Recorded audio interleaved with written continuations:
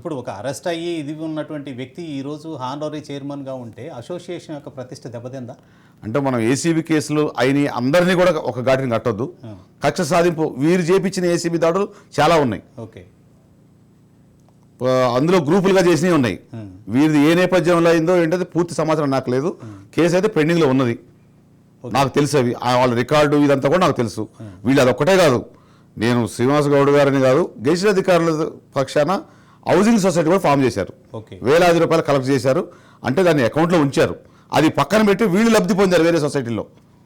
Not only TNGOs house building సొసైటీని కూడా వీళ్ళ పవర్ తోటి క్యాప్చర్ చేయడానికి గచ్చిబౌలి సొసైటీ, అదేవిధంగా Rangareddy society, Nekkampur society, secretary society, ఇట్లా చాలా judicial society, even 4th class కాదు కదా, దేన్ని వదిలిపెట్టలేదు. ప్రతి దాంట్లో అన్ని మేము అడిగేది జ్యుడిషియల్ దర్యాప్తు అడుగుతున్నాం.